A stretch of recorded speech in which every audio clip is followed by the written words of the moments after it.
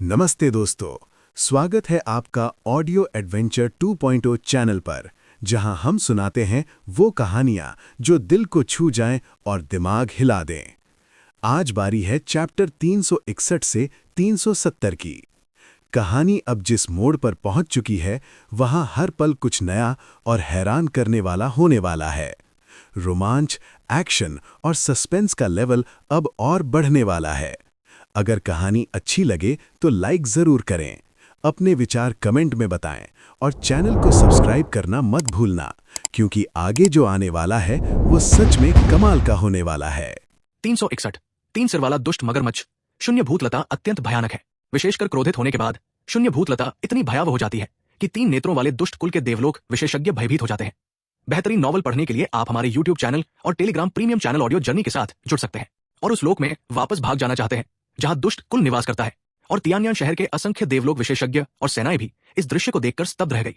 वे संभल नहीं पा रहे थे, बल्कि आश्चर्यचकित और उत्साहित थे। वे जानते थे कि तियान्यान शहर बच गया है। ये दिव्यलता अत्यंत भयानक और शक्तिशाली है। बड़ी संख्या में लोग शून्य भूतलता के स्थान पर घुटने टेक कर बार बार प्रणाम कर कृतज्ञता व्यक्त कर रहे थे। इसी क्षण देवी विनाशिनी अचानक प्रकट हुई और नक्षत्र देव कुल की दिव्य शक्ति ताराप करने वाला हाथ का प्रयोग करते हुए उसे नीचे गिरा दिया। ईश्वर के दाहिने हाथ की तरह वो भयानक विशालकाय हाथ जोर से नीचे गिरा। जहां भी वो गया, शून्य लोक को चकनाचूर कर दिया और भयानक चीतरंगे चारों दिशाओं में फैल गई।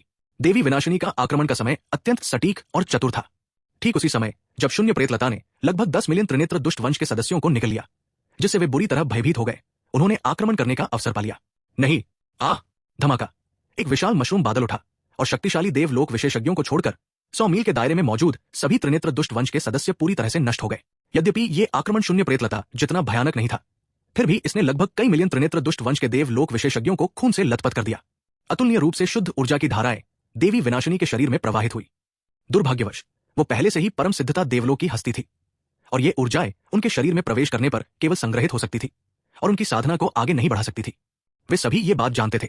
कम साधना वाले शिष्यों को मत मारो, उन्हें सर्वोच्च संप्रदाय के अन्य सदस्यों को सौंप दो। हम इन देवलोक के विशेषज्ञों को अपंग कर देंगे और उन्हें सर्वोच्च संप्रदाय के शिष्यों के हवाले कर देंगे। इसी क्षण मोहिनी अचानक बोली, हाँ, दाजी बहन सही कह रही है, हमसे गलती हो गई। अरे, दाजी बहन अभी भी सबसे बुद्धिमान है। वास्तव में संप्रदाय गुरु के सबसे लंबे समय तक अनुयायी होने के योग्य है। ध्रुव, शौर्य और अन्य सभी ये सुनकर होश में आए, थोड़ा मजाक किया और फिर से हमला किया। इस बार उन्होंने इन तीन नेत्रों वाले दुष्ट कुल के सदस्यों को नहीं मारा, बल्कि उन्हें अपंग कर दिया और उन्हें सर्वोच्च संप्रदाय के शिष्यों के हवाले कर दिया। उनकी साधना पहले ही चरम पर पहुंच चुकी थी और उसमें और सुधार नहीं किया जा सकता था। हालांकि सर्वोच्च संप्रदाय के शिष्यों ने ऐसा नहीं किया था, इसलिए अपनी साधना को बेहतर बनाने का यह अवसर स्वाभाविक रूप से सर्वोच्च संप्रदाय के कई शिष्यों को ही मिलना था। पल भर में सर्वोच्च संप्रदाय के शिष्यों की साधना रॉकेट की तरफ बढ़ गई। इस दृश्य ने तियान्यान शहर के कई देवत्व स्तर के विशेषज्ञों को अचंभित कर दिया। आखिर हो क्या रहा है? तीन नेत्र वाले दुष्ट कुल के देवत्व स्तर के विशेषज्ञों को मारने से किसी की साधना में वृद्धि कैसे हो सकती है? क्या यह सचमुच इतना चमत्कारी है? 50 वर्ष से अधिक आयु के सर्वोच्च शून्य क्षेत्र के एक निम्न स्तर के देवत्व स्तर के विशेषज्ञ अपनी जिज्ञासा को दबा नहीं सके। उन्होंने हिम्मत जुटाई, विश्राम कर रहे और उपचार कर रहे एक सर्वोच्च संप्रदाय के शिष्य के पास गए, मुट्ठी बांधी और उत्सुकता से पूछा, भाई, मैंने भी तीन नेत्र वाले दुष्ट कुल के कुछ सदस्यों को मारा है, लेकिन मेरी साधना में कोई अभूतपूर्व वृद्धि क्यों नहीं हुई? और आपके संप्रदाय के शिष्य उन तीन नेत्र वाले दुष्ट कुल के बदमाशों को मारकर अपनी साधना में वृद्धि कैसे कर सकते हैं? जैसे ही उसने बोलना समाप्त किया, उस देवलोक विशेषज्ञ को एहसास हुआ कि उसने गलती कर दी है। उसका चेहरा आशंका से भर गया। उसने बार बार झुककर क्षमा मांगी। माफ कीजिए, माफ कीजिए। ये बूढ़े आदमी की जुबान फिसल गई। मैंने वो पूछ लिया जो मुझे नहीं पूछना चाहिए था। आशा है आप मेरी जल्दबाजी को क्षमा कर देंगे, छोटे भाई। कोई बात नहीं। सर्वोच्च संप्रदाय के शिष्य ने उदासीनता से हाथ हिलाया और गंभीर स्वर में कहा, यह कोई रहस्य नहीं है। मेरे सर्वोच्च संप्रदाय के शिष्य त्रिनेत्र दुष्ट कुल के शिष्यों को मारकर अपनी साधना में वृद्धि इसलिए कर पाते हैं क्योंकि हम सर्वोच्च संप्रदाय के शिष्य हैं। ओह, ये कैसा जवाब है? बूढ़े आदमी का चेहरा सख्त हो गया और वो मन ही मन बड़बड़ाया, लेकिन उसने एक और शब्द पूछने की हिम्मत नहीं की। वो अभी अभी बहुत जल्दबाजी कर चुका था। अगर वो अब और पूछता तो वो सचमुच मृत्यु को दावत दे रहा होता। आखिरकार तीन नेत्र वाले दुष्ट वंश के देवलोक विशेषज्ञों को मारकर साधना में सुधार करने जैसी स्वर्ग विरोधी बात तो निश्चित रूप से एक विश्व प्रकट रहस्य थी, तो इसे बाहरी लोगों को आसानी से कैसे बताया जा सकता था? शिष्य ने मानो दूसरे पक्ष के मन की बात समझ ली और हल्की मुस्कान के साथ कहा, ज्यादा मत सोचो, मेरे शब्दों का वही अर्थ है जो वे कह रहे हैं, तुम खुद समझ लो। इतना कहकर थोड़े विश्राम के बाद शिष्य ने अपनी लंबी तलवार उठाई और लड़ाई जारी रखी। वो अपने अन्य वरिष्ठ भाइयों से बहुत पीछे नहीं रहना चाहता था। तियान्यान शहर में 30 मिलियन तीन नेत्र वाले दुष्ट वंश का पूर्ण विनाश केवल समय की बात थी। शून्य भूतलता, देवी विनाशिनी, रण विजय, ध्रुव शौर्य और अन्य के भयंकर कार्यों के कारण। दूसरी ओर पश्चिमी क्षेत्र में हजारों मील लंबाई और चौड़ाई में फैले एक विशाल प्राचीन शहर में अनगिनत भयानक, विशालकाय, दुष्ट और खूंखार जीव, जिनके 3 सिर मगरमच्छ के सिर जैसे थे, नुकीले दांतों से भरे हुए थे और सामने के पंजे चील के पंजों जैसे थे, जो तेज ठंडी रोशनी से चमक रहे थे। 3 सिर वाले दुष्ट मगरमच्छ सूर्यास्त शहर के अनगिनत निवासियों का उन्मादपूर्वक पीछा कर रहे थे और उनका वध कर रहे थे। पकड़े जाने पर ये 3 सिर वाले दुष्ट मगरमच्छ मनुष्यों को नाश्ते की तरह समझते थे। उन्हें पैरों से उठाकर हवा में उछाल देते थे, फिर उनके तीनों सिर उन्हें छीनने और खाने के लिए आपस में होड़ करते थे। ये दृश्य किसी जीते जागते नरक जैसा था, इतना भयानक कि देखना भी असंभव था। गे गे, स्वादिष्ट, एक अभूतपूर्व व्यंजन। गे गे गे, बहुत स्वादिष्ट, एक अद्वितीय व्यंजन जिसकी मुझे लाखों वर्षों से लालसा थी। इस बार मैं आखिरकार दावत कर सकता हूं। स्वादिष्ट, मैं खाना चाहता हूं। हमारे सूर्यास्त शहर को कौन बचाएगा? मां, मैं मरना नहीं चाहता, मैं मरना नहीं चाहता। तुम शापित दरिंदे, दरिंदे, आज अगर मैं मर भी जाऊं तो भी मैं तुम्हारे बदबूदार मांस के कुछ टुकड़े नोच लूंगा। पश्चिमी क्षेत्र का स्वामी कहा है, वे इन राक्षसों से क्यों नहीं लड़ रहे हैं? Sunset sword sect, firmament gate, blazing fire blade sect और कुछ गुप्त सेक्ट, वे इस समय इन शापित दरिंदों को मारने के लिए बाहर क्यों नहीं आ रहे हैं? वे सब कहां चले गए हैं? क्या वे सचमुच इतने निर्दयी हैं कि अपने साथियों को खाए जाते हुए देखेंगे? ऐसा क्यों हो रहा है? मार डालो। 3 सिर वाले दुष्ट मगरमच्छों की उत्तेजित दहाड़े, मानव शरीरों के चबाए जाने की कर्कश आवाजें और सूर्यास्त शहर में अनगिनत मनुष्यों की हताश और भयभीत चीखें आकाश में गूंज उठीं। मृत्यु और निराशा का साया पूरे सूर्यास्त शहर पर छा गया। धमाका, अचानक आकाश और पृथ्वी के बीच गर्जना गूंज उठी। हजारों विशाल काले युद्धपोत भयानक राक्षसी ऊर्जा से भरे हुए शून्य लोक को चीरते हुए सूर्यास्त शहर के ऊपर आ गिरे। एक के बाद एक शक्तिशाली देवलोक विशेषज्ञ भयानक राक्षसी ऊर्जा से भरे हुए विभिन्न मौलिक हथियारों से लैस भूखे चीलों की तरह शिकार करते हुए प्रकाश की लकीरों में परिवर्तित हो गए और 3 सिर वाले दुष्ट मगरमच्छों की ओर बढ़ पड़े। ये नील मेघ दानव संप्रदाय का युद्धपोत है। कितनी विडंबना है, अंत में हमारी अपनी मानव जाति की एक भी सेना प्रकट नहीं हुई, बल्कि नील मेघ दानव संप्रदाय के देवलोक विशेषज्ञ हमें बचाने आए। हाँ, मैंने कभी नहीं सोचा था कि अंत में नील मेघ दानव संप्रदाय ही इन दुष्ट प्राणियों को मारने आएगा। नील मेघ दानव संप्रदाय के भाइयों और बहनों, हम इस दयालुता को अपने दिलों में संजो कर रखेंगे। अगर मैं शेरगिल मैंगलोम इस युद्ध के बाद भी जीवित रहा तो मैं नील मेघ दानव संप्रदाय के आप सभी भाइयों के साथ मिलकर खूब शराब पीऊंगा। हाँ, मार डालूंगा। और मैं काओ किंगफेंग, मुझे भी शामिल कर लो। शिन वुमिंग, हाँ, मार डालो। सूर्यास्त शहर के कई देवत्व विशेषज्ञ नील मेघ दानव संप्रदाय के युद्धपोतों और देवत्व विशेषज्ञों को देखकर कृतज्ञता के आंसुओं से भर उठे। आकाश की ओर दहाड़ते हुए उनकी आवाजें अकथनीय दुख और उत्साह से भर गई। सबसे बड़े युद्धपोत पर एक दुबला तला व्यक्ति जो भयानक दिव्य शक्ति का उत्सर्जन कर रहा था, जिसने शून्य लोक को कंपा दिया, एक दानव देवता की तरह नीचे 3 सिर वाले दुष्ट मगरमच्छों को देख रहा था। उसकी आंखों में ठंडी रोशनी दौड़ रही थी। कुछ ट्यूमर निकालने की जरूरत है। 362 पुनर्चक्रण कार्य को उन्नत करें। इस समय नील गगन महाद्वीप निरंतर युद्ध की चपेट में था, जिसमें पर्वत सागर जगत के अनगिनत मानव, कोरबीस्ट्स और अन्य मूल निवासी आक्रमणकारी शत्रुओं द्वारा मारे जा रहे थे और तितर बितर हो रहे थे। उनका खून नदियों की तरह बह रहा था। नील गगन महाद्वीप के ऊपर आकाश में एक भयानक रक्तमय आभा और रूह कंपा देने वाली प्रतिशोधी आत्माएं व्याप्त थी, जिसने इसे अभूतपूर्व संकट में डाल दिया था। किसी को भी इस बात का पता नहीं था कि असंख्य मात्रा में ताजा खून किसी रहस्यमय शक्ति द्वारा अवशोषित किया जा रहा था, जो धरती में समाकर गायब हो रहा था। यदि किसी ने इस दृश्य को देखा भी होता तो भी किसी को कुछ गड़बड़ नहीं लगती। यह भी कहा जा सकता है कि पूरा नील गगन महाद्वीप खून और लाशों का सागर बन गया था। यह देखकर आश्चर्य हुआ कि यद्यपि सैकड़ों या हजारों प्राचीन कुलों ने पर्वत सागर लोक के आक्रमण का सामना करने के लिए एकजुट होकर मोर्चा संभाला था, फिर भी अधिकांश आक्रमणकारी नील गगन महाद्वीप पर ही प्रकट हुए। यहां तक कि यह भी कहा जा सकता है कि आक्रमणकारी सेनाओं का लगभग आधा हिस्सा नील गगन महाद्वीप पर ही केंद्रित था और नील गगन महाद्वीप बहते महाद्वीपों में सबसे कमजोर था। इन परिस्थितियों में क्या नील गगन महाद्वीप इन शत्रुओं का सामना कर पाएगा? आकाश में ऊंचाई पर वीर रहेजा बहते प्रकाश की लकीरों की तरह गतिमान होकर हर ओर विचरण कर रहे थे। वे जहां से भी गुजरते वो स्थान तुरंत उनके क्षेत्र में परिवर्तित हो जाता, लेकिन यह गति बहुत धीमी थी। वीर रहेजा वास्तव में चिंतित थे। सिस्टम दिव्या ट्रेडिंग कंपनी से मुझे प्राप्त हुई हर चीज को सृजन स्रोत ऊर्जा में परिवर्तित करो। वीर रहेजा ने गुप्त रूप से सिस्टम को आदेश दिया और भूमि को अपने क्षेत्र में परिवर्तित करते हुए उसे टेलीपोर्ट और परिष्कृत किया। डिंग, बधाई हो होस्ट, रूपांतरण सफल रहा। प्राप्त सृजन स्रोत ऊर्जा 93 अरब 800 मिलियन है। क्या होस्ट अपने क्षेत्र में उन्नति करना चाहते हैं? बकवास, जल्दी करो। डिंग डिंग। एक पल के लिए वीर रहेजा के दिमाग में सिस्टम प्रॉम्प्ट की एक श्रृंखला गूंजी। प्रॉम्प्ट बंद होने पर वीर रहेजा की साधना देव क्षेत्र के निचले स्तर तक पहुंच गई थी। हे भगवान, 93 अरब से अधिक सृजन स्रोत ऊर्जा, और इसने मुझे केवल देव क्षेत्र के निचले स्तर तक ही उन्नति करने की अनुमति दी। क्या यह बहुत हास्यास्पद नहीं है? वीर रहेजा पागल हो रहे थे। 93 अरब से अधिक सृजन स्रोत ऊर्जा कितनी भयानक संख्या है। फिर भी इसने उन्हें केवल सर्वोच्च शून्य क्षेत्र के निचले स्तर से देव क्षेत्र के निचले स्तर तक ही पहुंचाया। 5 छोटे क्षेत्रों की उन्नति। धिक्कार है। डिंग, बधाई हो होस्ट, क्योंकि one click recycle function upgrade की आवश्यकता तक पहुंच गया है। क्या host one click recycle function को अपग्रेड करना चाहते हैं? क्या one click recycle function upgrade हो गया है? यह सुनकर वीर रहेजा की आंखें चमक उठीं। सच कहें तो वो इस दिन का लंबे समय से इंतजार कर रहे थे, क्योंकि वन क्लिक रिसाइकल फंक्शन के नश्वर श्रेणी से दिव्य श्रेणी में अपग्रेड होने के बाद वो दिव्य श्रेणी के खजानों को परिवर्तित कर सकेंगे। उस समय वो अधिपति देव वलय में मौजूद खजानों का उपयोग करके अपनी साधना को बेहतर बना सकेंगे। भला वह इससे खुश क्यों न होते। आखिरकार उनका इंतजार खत्म हो गया। अपग्रेड, जल्दी से अपग्रेड करो। वीर रहेजा ने जल्दी से चिल्लाया। डिंग, बधाई हो स्वामी, वन क्लिक रिसाइकल फंक्शन नश्वर श्रेणी से दिव्य आत्मा श्रेणी में अपग्रेड हो गया है। अब यह प्रथम श्रेणी के दिव्य आत्मा के खजानों को रिसाइकल करके उन्हें सृजन स्रोत ऊर्जा में परिवर्तित कर सकता है। ओह, ये केवल प्रथम श्रेणी के दिव्य आत्मा के खजानों को ही क्यों परिवर्तित कर सकता है? मुझे लगा था कि ये सभी दिव्य श्रेणी के खजानों के लिए है। ये सुनकर वीर रहेजा क्षण भर के लिए स्तब्ध और कुछ हद तक असंतुष्ट हो गए। संतोषी रहें स्वामी, आपकी वर्तमान आवश्यकताओं के लिए इतना ही काफी है। वीर रहेजा ने आंखें घुमाई और चिढ़कर पूछा, तो फिर द्वितीय श्रेणी के सच्चे देवत्व स्तर तक पहुंचने के लिए कितनी ऊर्जा और क्या आवश्यकताएं? साधना दिव्य आत्मा स्तर तक पहुंचनी चाहिए और आपको 10 खरब सृजन स्रोत ऊर्जा को परिवर्तित करना होगा।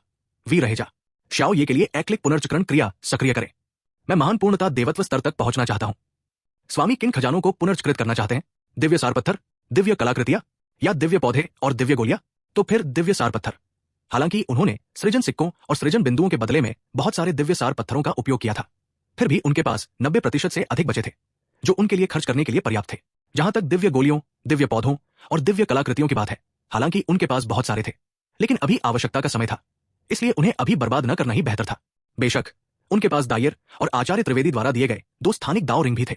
इनके भीतर का खजाना अधिपति देव रिंग की तुलना में 1 लाख गुना से भी अधिक था और इनका स्तर भी ऊंचा था। साथ ही इनमें विविधता भी अधिक थी।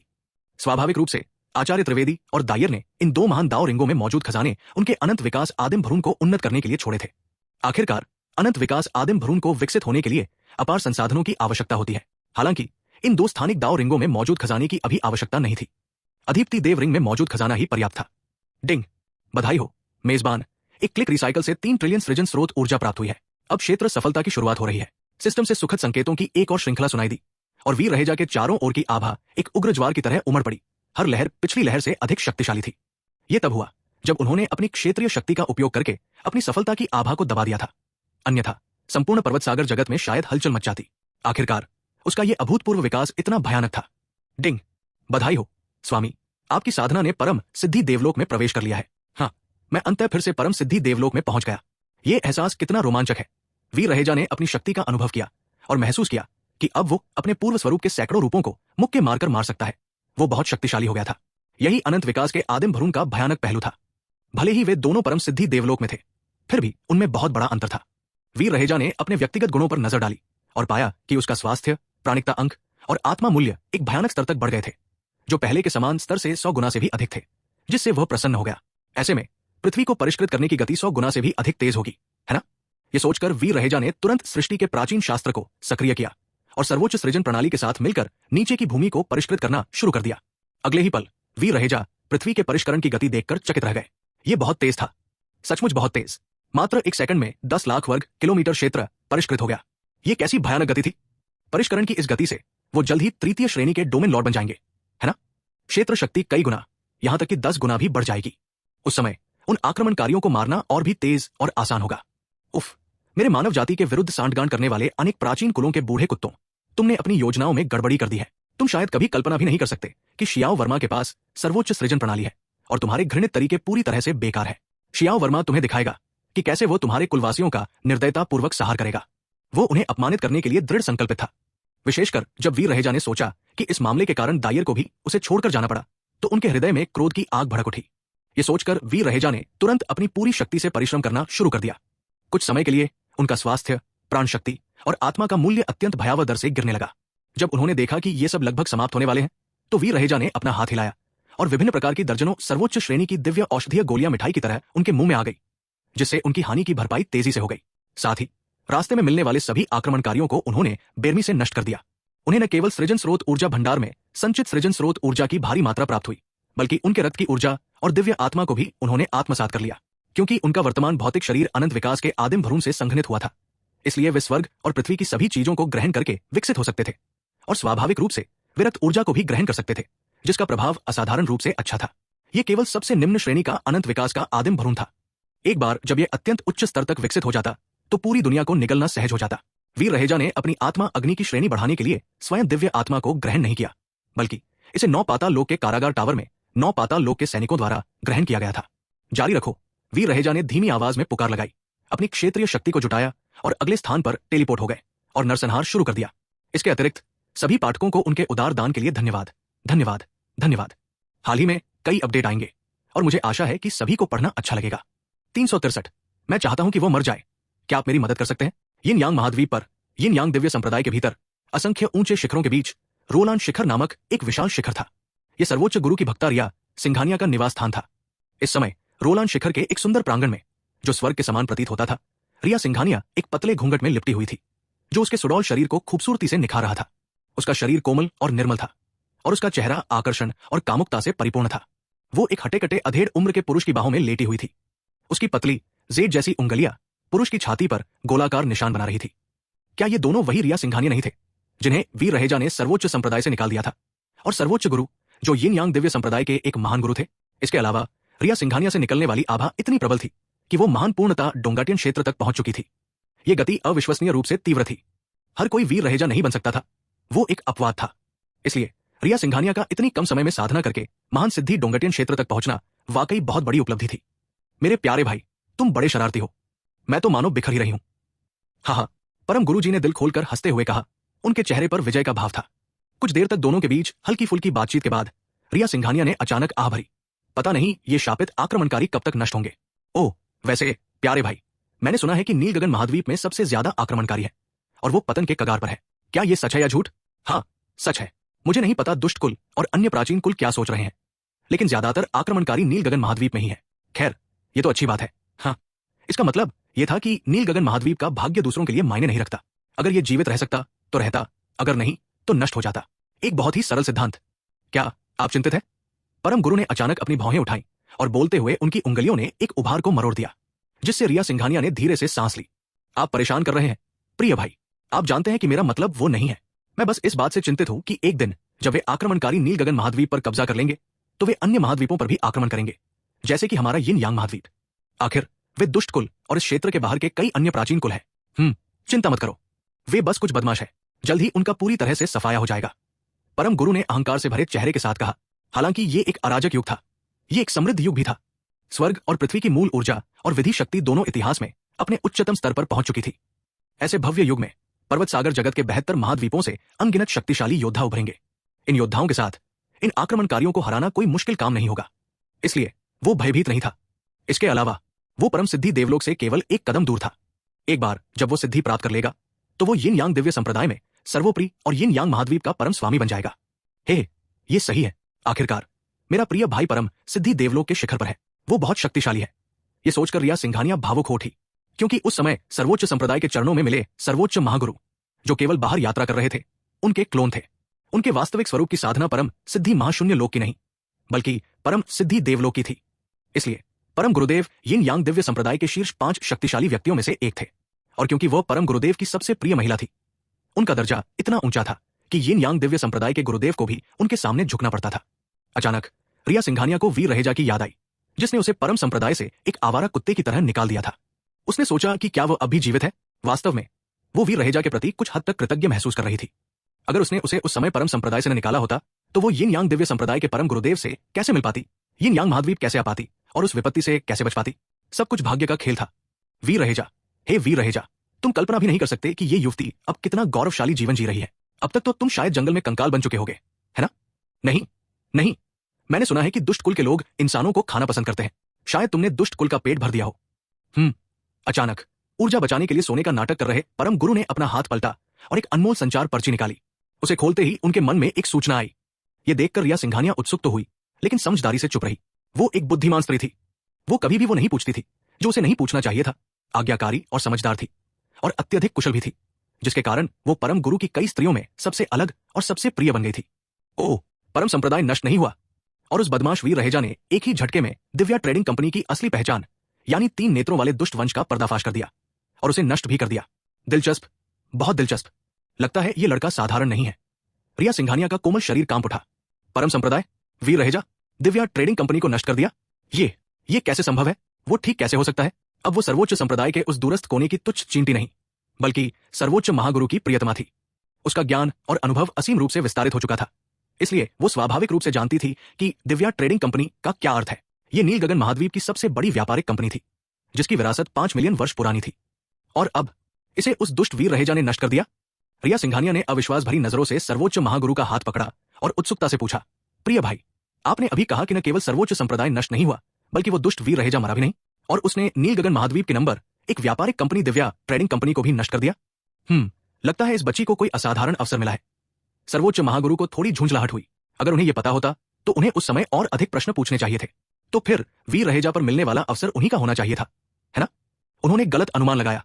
किसी ऐसे व्यक्ति को जिसका दांतियान टूट गया हो और जो अपंग हो गया हो, पुनः साधना करने देना अपने आप में एक बहुत बड़ा अवसर था। कम से कम यिन यांग दिव्य संप्रदाय के लिए तो किसी टूटे हुए दांतियान वाले व्यक्ति को पुनः साधना करने देना और इतने कम समय में इतनी ऊंचाई तक पहुंचने देना अत्यंत कठिन होता। और अब वीर रहेजा न केवल पुनः साधना कर सकते थे, बल्कि नील गगन महाद्वीप में भी एक प्रसिद्ध व्यक्तित्व बन गए थे। तो फिर उनका अवसर इतना सरल कैसे हो सकता था? कितना अफसोस, कितना बड़ा अफसोस। ये सब उनकी ही गलती थी कि वे हमेशा सबको नीचा समझते थे, किसी को भी महत्व नहीं देते थे, जिसके कारण उन्होंने स्वर्ग को चुनौती देने वाला अवसर खो दिया। अब भले ही वे वीर रहेजा पर मिलने वाले अवसर को पाने की लालसा रखते हों, फिर भी वे नील गगन महाद्वीप में प्रवेश करने का साहस नहीं कर पा रहे थे। ये कैसे हो सकता है? वो मरा कैसे नहीं?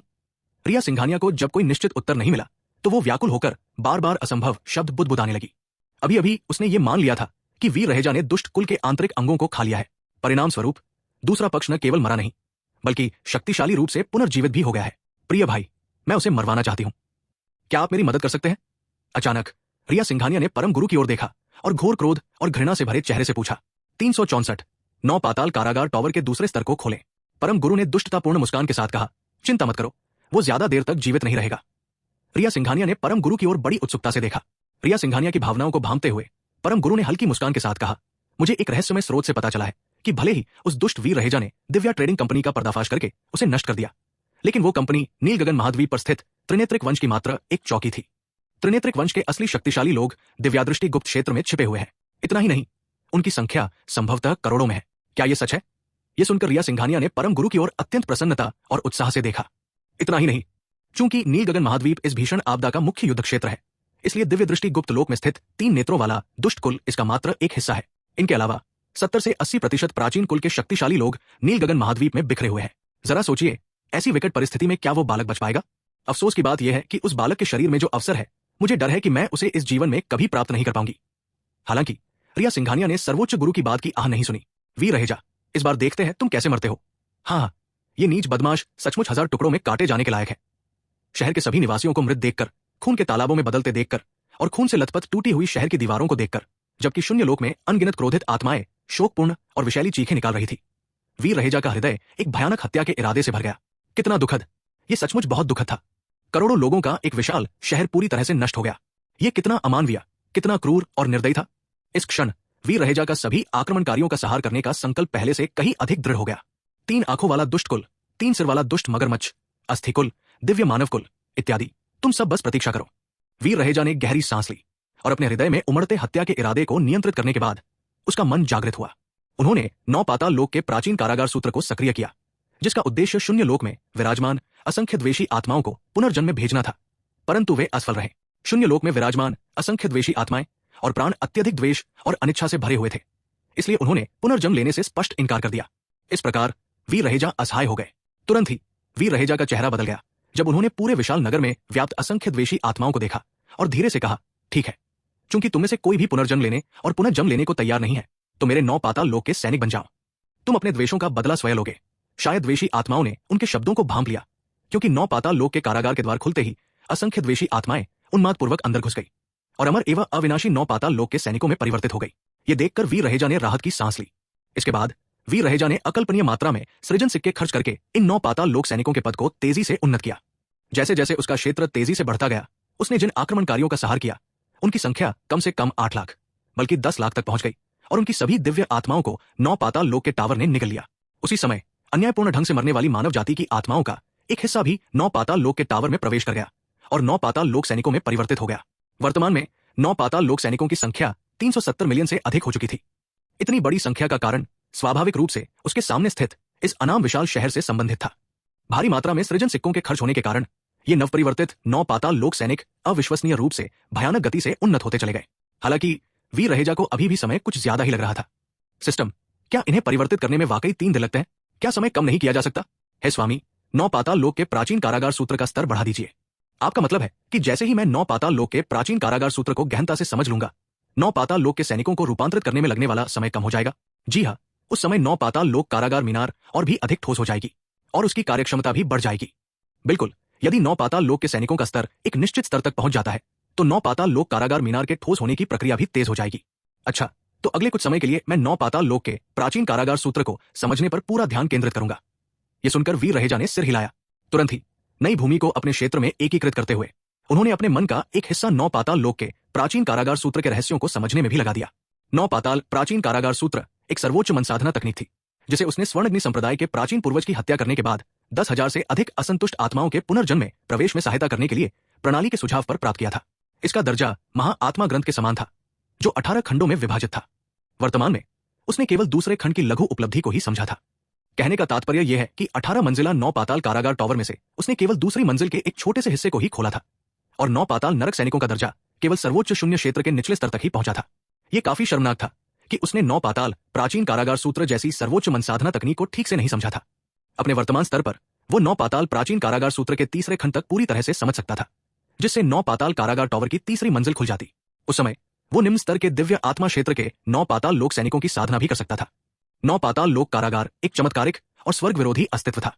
अंतरिक्ष की पहली परत में शरीर संवरण क्षेत्र, नाड़ी खोलने के क्षेत्र, प्राण संचार क्षेत्र और जीवन स्रोत क्षेत्र के नौ पाताल लोक सैनिक समा सकते थे। दूसरी परत मूल क्षेत्र, डोंगटियन क्षेत्र, आत्मा क्षेत्र और महाशून्य क्षेत्र के नौ पाताल लोक सैनिकों के लिए थी। तीसरी परत देव क्षेत्र और उससे ऊपर के नौ पाताल लोक सैनिकों के लिए थी। विभिन्न स्थानिक श्रेणियों का अर्थ था नौ पाताल लोक शक्ति की अलग अलग सांद्रता और उनके भीतर अलग अलग स्थानिक क्षेत्र। वर्तमान में वीर रहेजा ने दूसरी परत के अंतरिक्ष का केवल एक छोटा सा हिस्सा ही खोला था। यद्यपि ये उसके पास मौजूद नौ पाताल लोक सैनिकों के लिए पर्याप्त था, फिर भी ये काफी नहीं था। वीर रहेजा की बोध क्षमता राका के कारण अपने चरम पर पहुंच चुकी थी, जिससे ये अत्यंत गहन और भयावह हो गई थी। बाद में अनंत विकास के आदिम भ्रूण के कारण उनकी बोध क्षमता एक बार फिर से बढ़ गई और एक नई ऊंचाई पर पहुंच गई। इसलिए जब उन्होंने अपना ध्यान नौ पाताल प्राचीन कारागार सूत्र के दूसरे और तीसरे खंडों के रहस्यों को समझने में लगाया तो उनकी गति असाधारण रूप से तेज हो गई। गड़गड़ाहट। एक क्षण में वीर रहेजा के मन में उनके दांतियन लोक से एक गड़गड़ाहट की आवाज गूंजी। नौ पाताल कारागार टावर की दूसरी परत, जो मूल रूप से केवल एक पांचवा हिस्सा खुली थी, अब तेजी से फैल गई मानो दुनिया का निर्माण हो रहा हो। 2/5वां हिस्सा, 3/5वां हिस्सा, 4/5वां हिस्सा, अंततः अंतरिक्ष की दूसरी परत पूरी तरह से खुल गई।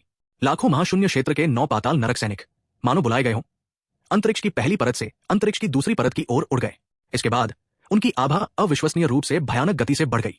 ये देखकर वीर रहेजा की आंखें उत्साह से चमक उठीं। हे भगवान, इस नौ पाताल कारागार टावर की स्थानिक श्रेणी ने वास्तव में इन नौ पाताल नरक सैनिकों की पदोन्नति की गति को सीधे सीमित कर दिया। ये सब उसकी गलती थी। अगर उसे ये पहले पता होता तो शायद उसने नौ पाताल प्राचीन कारागार सूत्र के गहन ज्ञान को बहुत पहले ही समझ लिया होता। इसके अलावा जैसे जैसे नौ पाताल प्राचीन कारागार सूत्र की उसकी समझ गहरी होती गई, नौ पाताल शक्ति पर उसका नियंत्रण भी कई गुना बढ़ गया। एक सहज इशारे से मृत्यु की आभा बिखेरती एक घोर काली शक्ति उसकी उंगलियों के बीच प्रकट हुई। अचानक वीर रहेजा का चेहरा बदल गया, मानो उसने कोई असाधारण घटना खोज ली हो, और उसकी आंखों में सदमे की झलक दिखाई दी। आप सभी के पुरस्कारों के लिए धन्यवाद, धन्यवाद, धन्यवाद। मैं 5 सितारा रेटिंग का भी अनुरोध करता हूं। यदि आपके पास कोई सुझाव है तो कृपया पहले 5 सितारा रेटिंग दे और फिर अपने सुझाव या आलोचना दे। खांसी, खांसी, खांसी, ये एक छोटा सा प्रयास है और मैं आपका बहुत आभारी रहूंगा।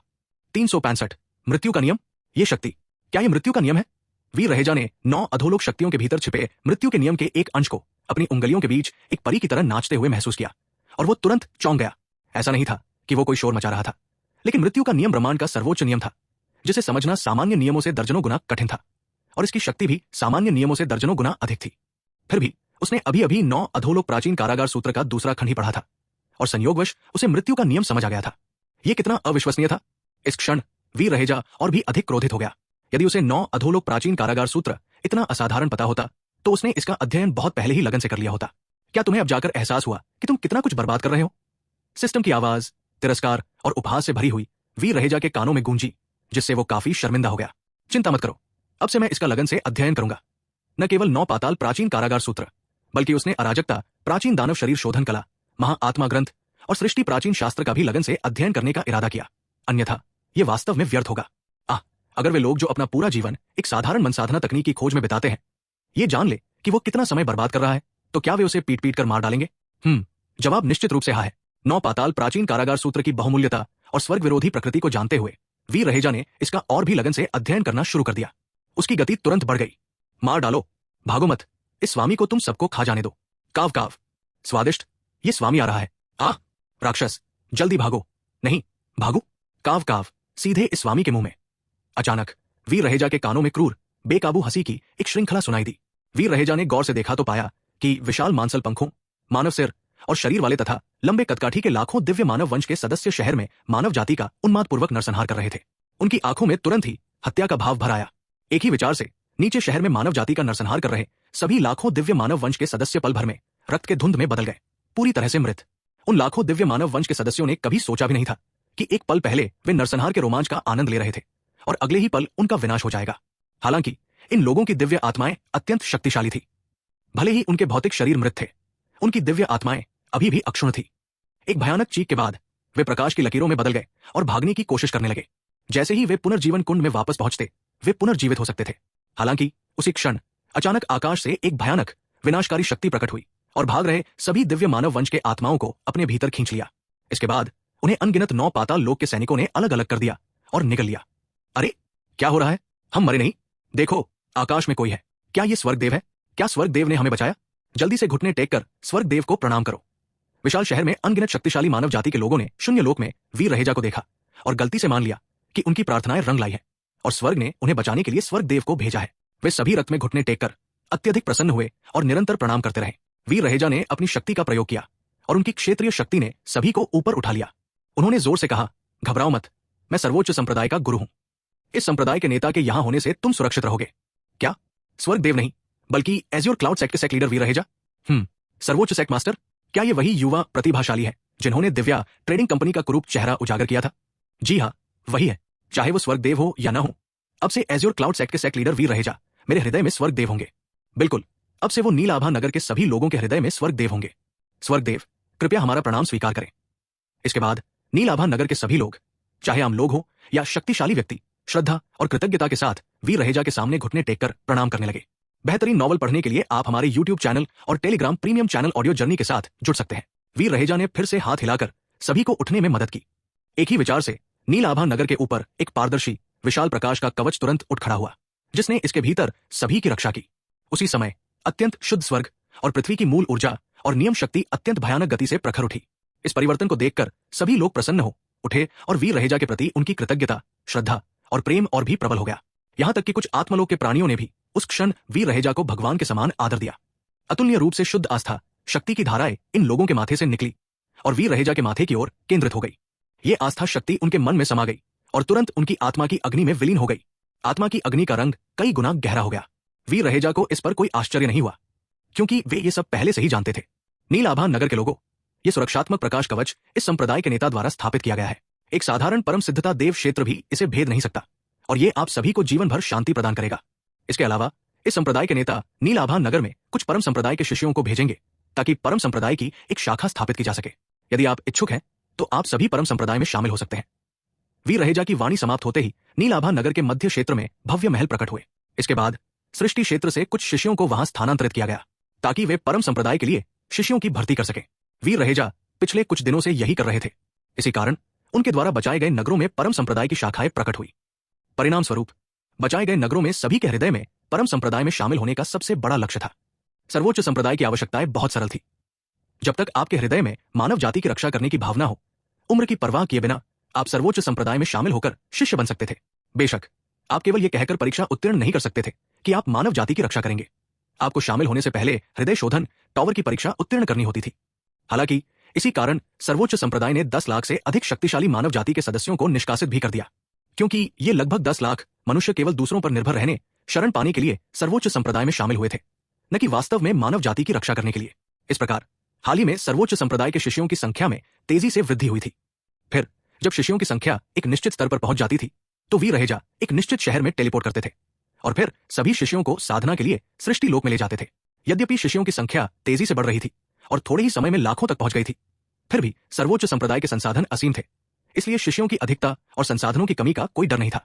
ये मत भूलिए कि सर्वोच्च संप्रदाय के पास पंचतत्व गुप्त क्षेत्र टॉवर, शरीर परिष्करण टॉवर, हृदय परिष्करण टॉवर और 9 क्रांतियों वाला हांगमिंग आत्मा टॉवर जैसे कई सर्वोच्च खजाने हैं और सृष्टि क्षेत्र जैसी सत्ता भी है। उसे केवल शिष्यों की कमी की चिंता है, संसाधनों की कमी की नहीं। जबकि अन्य महाद्वीप नील गगन महाद्वीप को गिरते और उपहास का पात्र बनते देखना चाहते थे। सर्वोच्च संप्रदाय की शक्ति तेजी से और भयावह रूप से बढ़ रही थी। एक क्षण में वीर रहेजा के मन में अचानक एक सूचना की ध्वनि गूंजी। डिंग। मेजबान को बधाई। 366 पश्चिम क्षेत्र के एक विशाल प्राचीन शहर में स्थित भगवान स्तरीय पंचतत्व गुप्त क्षेत्र टावर। नील मेघ दानव संप्रदाय के शिष्य मृत्यु के देवताओं की तरह मृत्यु से निर्भीक होकर अपनी मृत्यु की तलवारें लहराते हुए 3 सिर वाले दुष्ट मगरमच्छों का अंधाधुंध वध कर रहे थे। यद्यपि इन 3 सिर वाले दुष्ट मगरमच्छों की संख्या अत्यंत अधिक थी और उनकी शक्ति समान श्रेणी के शक्तिशाली दानवों से कहीं अधिक थी, फिर भी नील मेघ दानव संप्रदाय के दानव साधक उनसे कमतर नहीं थे। इसके अलावा यदि कोई ज्ञानी व्यक्ति ध्यान से देखे तो उसे अवश्य ही पता चलेगा कि इस नील मेघ दानव संप्रदाय में वास्तव में शक्तिशाली दानव जातियां मौजूद थी। उदाहरण के लिए रक्त दानव कुल, असुर राज कुल, दुष्ट दानव कुल और अन्य। ये दुष्ट कुल के समान ही भयानक दानव जातियां थी। इसके अलावा राका ने उदारतापूर्वक इन शक्तिशाली दानव जाति के दानवों को अराजकता, प्राचीन दानव शरीर शोधन कला और महाआत्मा ग्रंथ की साधना विधियां सिखाई, जिससे उनकी शक्ति, रक्तवंश और दिव्य आत्मा में पहले की तुलना में काफी वृद्धि हुई। मुझे लगता है आप सभी पाठकों ने अब तक अनुमान लगा लिया होगा। जी हाँ, नील मेघ दानव संप्रदाय वीर रहेजा के क्लोन राका द्वारा दानव जाति और विभिन्न दानव साधकों के प्रबंधन को सुगम बनाने के लिए स्थापित किया गया था। अब अराजकता के प्राचीन दानव प्रतीक के आह्वान पर नील गगन महाद्वीप के लगभग सभी दानव जाति और दानव साधक नील मेघ दानव संप्रदाय में एकत्रित हो गए हैं। उसने इतने आत्मविश्वास से इन 2 सर्वोच्च मनसाधना तकनीकों को सिखाने का कारण स्वाभाविक रूप से उदारता या मूर्खता नहीं था, बल्कि इसलिए था क्योंकि नील मेघ दानव संप्रदाय के प्रत्येक शक्तिशाली शिष्य का नाम संप्रदाय सूची में दर्ज था और प्रत्येक शक्तिशाली शिष्य के पास सर्वोच्च संप्रदाय के शिष्य के समान संप्रदाय प्रतीक था, जिससे उनके लिए विश्वासघात करना बिल्कुल असंभव था। यद्यपि नील मेघ दानव संप्रदाय और सर्वोच्च संप्रदाय 2 अलग अलग प्रणालियों वाले संप्रदाय थे, ये केवल बाहरी लोगों की धारणा थी। सर्वोच्च संप्रदाय के शिष्यों और नील मेघ दानव संप्रदाय के शिष्यों के हृदय में वे एक ही परिवार थे। हालांकि ये एक परिवार एक गहरा गुप्त रहस्य था जो केवल उनके अपने लोगों को ही ज्ञात था। जैसे जैसे एक के बाद एक 3 सिर वाले दुष्ट मगरमच्छ मारे जाते गए, शुद्ध ऊर्जा इन नील मेघ दानव संप्रदाय के शिष्यों के शरीरों में प्रवाहित होती गई, जिससे उनकी साधना में तेजी से वृद्धि हुई।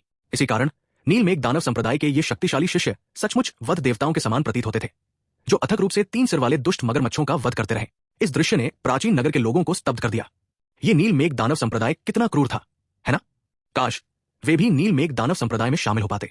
हालांकि ये विचार शीघ्र ही साकार हो गया, क्योंकि प्राचीन नगर में अनगिनत 3 सिर वाले दुष्ट मगरमच्छों का सफाया करने के बाद नील मेघ दानव संप्रदाय के शक्तिशाली सदस्यों ने तुरंत अपने द्वार खोल दिए।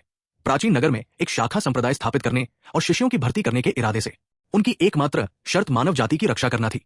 इसके जवाब में प्राचीन नगर के अनगिनत शक्तिशाली सदस्यों ने, जिन्होंने रक्तपात और मृत्यु का अनुभव किया था, नील मेघ दानव संप्रदाय में शामिल होने और आक्रमणकारियों को मारने के लिए उनके साथ जाने की याचिका दायर की।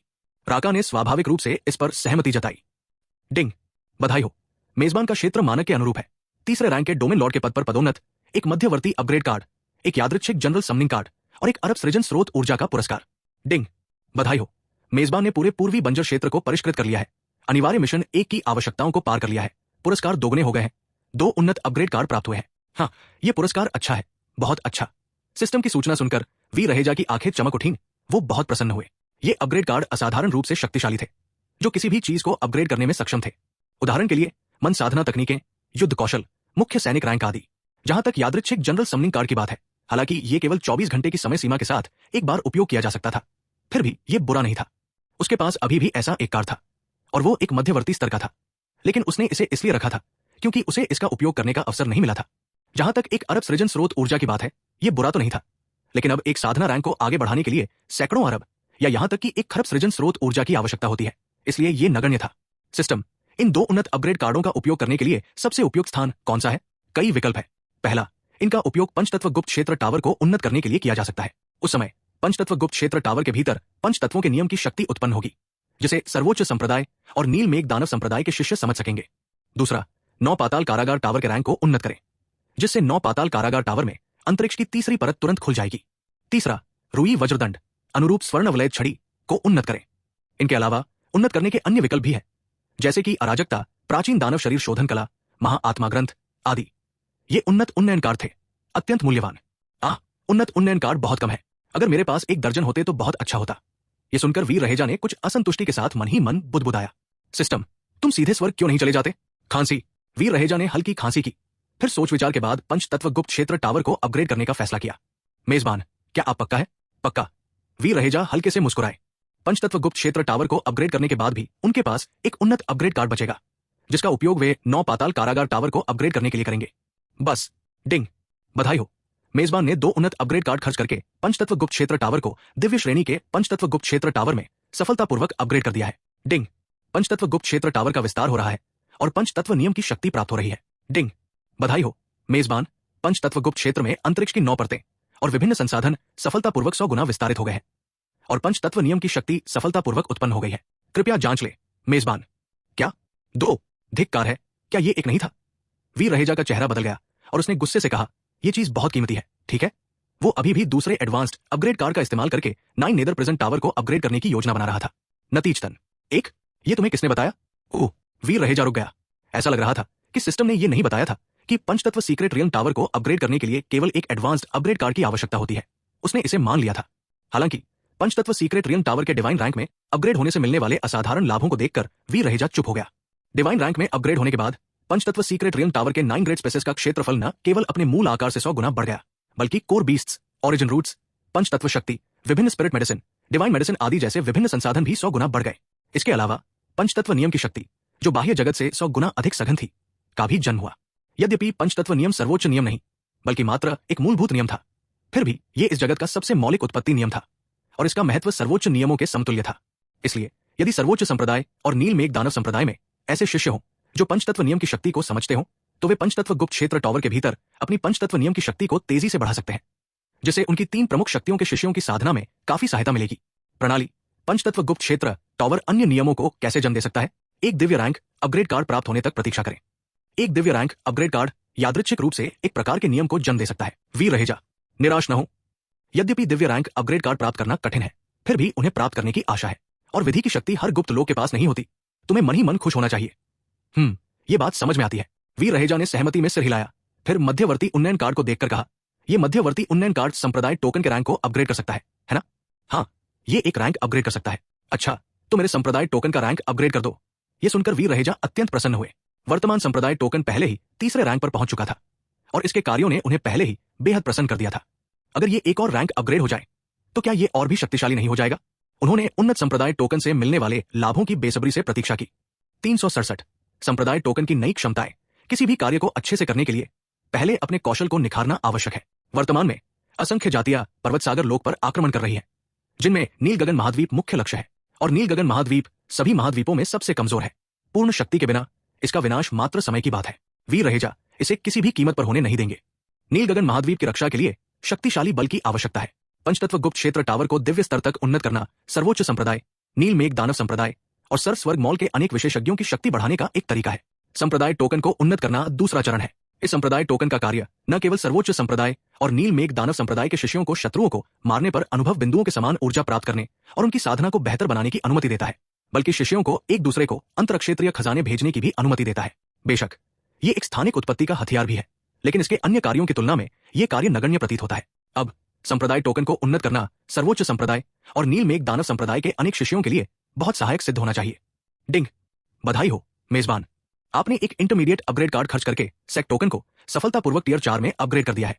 स्थान 10 गुना बढ़ गया है, संचार दूरी 10 गुना बढ़ गई है, खजाने के आदान प्रदान की दूरी 10 गुना बढ़ गई है और यह सेक्ट शिष्यों को 1 लाख ली के भीतर तुरंत आवागम करने की अनुमति देता है, बिना किसी बाधा को नजरअंदाज किए। नोट: तुरंत आवागम की क्षमता का उपयोग अकेले नहीं किया जा सकता। इसके लिए 2 या अधिक सेक्ट टोकन की आवश्यकता होती है। यह एक निश्चित मात्रा में ओरिजिन स्टोन्स का उपभोग करता है और इसका उपयोग प्रति माह केवल 3 बार किया जा सकता है। यह सुनकर वीर रहेजा की आंखें चौड़ी हो गई। वो सेक्ट टोकन की इस अद्भुत नई क्षमता से चकित रह गए। 1 लाख ली के भीतर तुरंत आवागम करने की क्षमता, बिना किसी बाधा को नजरअंदाज किए, और एकमात्र लागत ओरिजिन स्टोन्स। ये वाकई डरावना है। यह सबसे शक्तिशाली रणनीतिक दिव्य कलाकृति है। हालांकि इसका उपयोग केवल 3 बार किया जा सकता है, लेकिन ये 3 अतिरिक्त जीवन के बराबर है ना? 1 लाख ली, यहां तक पहुंचने में एक गॉड रियल्म एक्सपर्ट को भी कई मिनट लगेंगे, है ना? शक्तिशाली, बहुत शक्तिशाली। हाँ, वीर रहेजा आसमान की ओर देखकर जोर से हंसे बिना नहीं रह सके। संप्रदाय के प्रतीक की ये नई क्षमता बिल्कुल सही समय पर आई थी। उसी समय संप्रदाय के प्रतीक रखने वाले सभी शिष्य भी इस अद्भुत क्षमता को देखकर दंग रह गए। इस प्रकार चाहे वे सर्वोच्च संप्रदाय के शिष्य हों, नील मेघ दानव संप्रदाय के हों या सर्व स्वर्ग वाणिज्य संघ के, आक्रमणकारियों को मारते समय वे और भी अधिक उग्र हो गए, यहां तक कि वे बेपरवाह हो गए। वैसे भी उन्हें प्रति माह 3 बार तुरंत आगे बढ़ने का मौका मिलता था, तो डरने की क्या बात थी?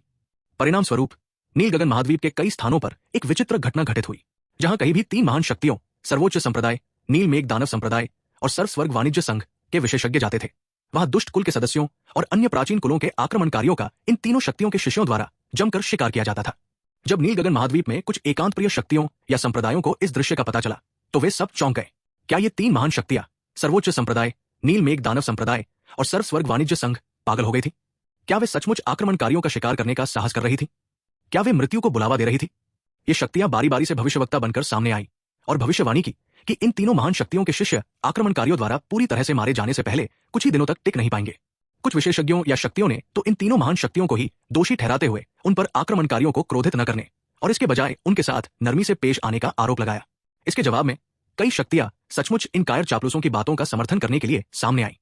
इसके जवाब में वीर रहेजा ने सीधे उन पर विशेष ध्यान दिया और इन शक्तियों या विशेषज्ञों के गुप्त निवासों में स्वर्ग और पृथ्वी की उत्पत्ति की ऊर्जा और नियम शक्ति को निम्नतम स्तर तक कम कर दिया। इससे ये एकांत प्रिय शक्तियां या प्राचीन कबीले क्रोध से पागल हो गए।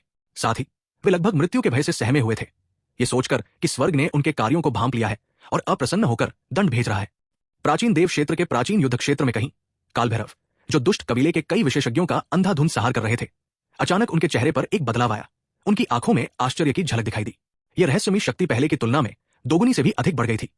क्या यह संभव है कि संप्रदाय का प्रतीक चिन्ह चौथे स्तर पर उन्नत हो गया हो? जैसे ही उन्होंने ये सोचा, काल भैरव ने अपने मन की जांच की और पाया कि संप्रदाय का प्रतीक चिन्ह वास्तव में चौथे स्तर पर उन्नत हो गया था और उसे एक नई क्षमता प्राप्त हो गई थी। हालांकि उसके जैसे प्राणी के लिए यह नया कार्य किसी काम का नहीं था, फिर भी सर्वोच्च संप्रदाय के शिष्यों के लिए यह एक बड़ा वरदान था।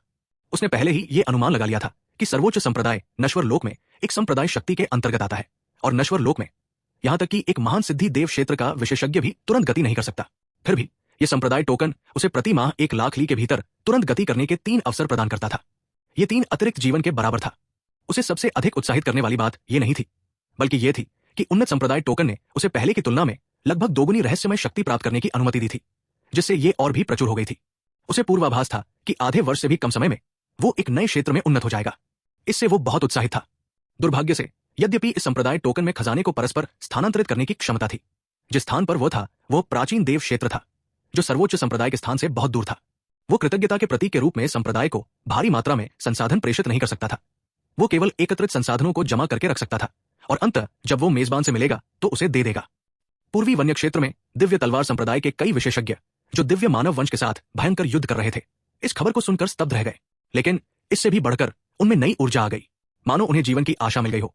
वे जोश और युद्ध की भावना से भर गए और दिव्य मानव वंश को नष्ट करने की उनकी शक्ति कई गुना बढ़ गई। यह भी बताना जरूरी है कि कुछ समय पहले पूर्वी वन्य क्षेत्र के स्वामी शेर खान ने अपने हाथ में पूर्वी वन्य क्षेत्र की दिव्य तलवार और उच्च देव स्तर की साधना के बल पर दिव्य तलवार संप्रदाय के क्षेत्र पर कब्जा करने का प्रयास किया था।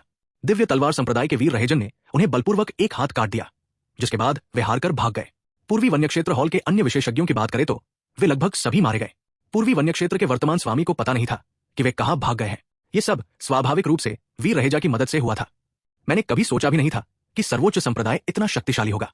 ललित रहेजा ने एक ही तलवार से एक दिव्य मानव वंश विशेषज्ञ को मार गिराने के बाद अपने शरीर पर फैले खून की परवाह किए बिना मन ही मन बुदबुदाया है। दूसरी तरफ से हल्की हंसी सुनाई दी। वीर रहेजा ने हल्की मुस्कान के साथ कहा, अगर वो शक्तिशाली नहीं होता तो वो इतनी आसानी से 10,000 सर्वोच्च दिव्य हथियार, एक असली दिव्य कलाकृति और इतनी सारी लोकभेदी गोलियां कैसे बना सकता था। यह सुनकर दिव्य तलवार संप्रदाय के कई विशेषज्ञ तुरंत हंस पड़े। जी हाँ, सर्वोच्च संप्रदाय जो इतनी आसानी से दिव्य तलवार संप्रदाय को इतने सारे खजाने भेज सकता है, शक्तिशाली कैसे नहीं हो सकता। मुझे आश्चर्य है कि क्या संप्रदाय प्रमुख रहेजा ने हमारे दिव्य तलवार संप्रदाय के अलावा अन्य शक्तियों की भी मदद की होगी। एक वरिष्ठ अचानक बोल पड़े। सभी चौंक गए और वीर रहेजन ने कुछ अनिश्चितता के साथ कहा, शायद नहीं, है ना? आखिरकार ये सर्वोच्च दिव्य हथियार और अन्य सर्वोच्च खजाने हैं। सर्वोच्च संप्रदाय कितना भी शक्तिशाली क्यों न हो, क्या उसके पास इतने सारे खजाने हो सकते हैं?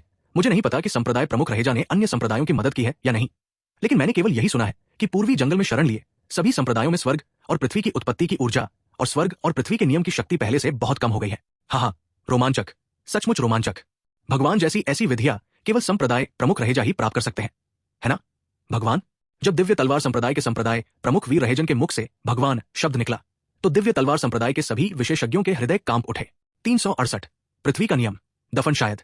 सर्वोच्च संप्रदाय के संप्रदाय प्रमुख वीर रहेजा सचमुच एक भगवान है। भले ही वो देवता न हो, लेकिन संभवतः वो किसी देवता का पुनर्जन्म है, तभी उसके कार्यों की व्याख्या की जा सकती है। हाँ, चाहे कुछ भी हो जाए, हमारा नील गगन महाद्वीप आक्रमणकारियों द्वारा नष्ट नहीं होगा। बिल्कुल सही।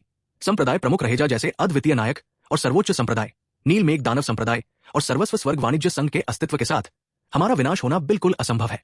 आप लोग कह रहे हैं, क्या नील मेघ दानव संप्रदाय की स्थापना भी सर्वस्व स्वर्ग वाणिज्य संघ की तरह संप्रदाय प्रमुख रहेजा नहीं की थी? क्या ये सब 10,000 युगों के इस महाविपदा से निपटने के लिए किया गया था? ओह, अब जब आपने इसका जिक्र किया है तो यह वास्तव में काफी संभव है।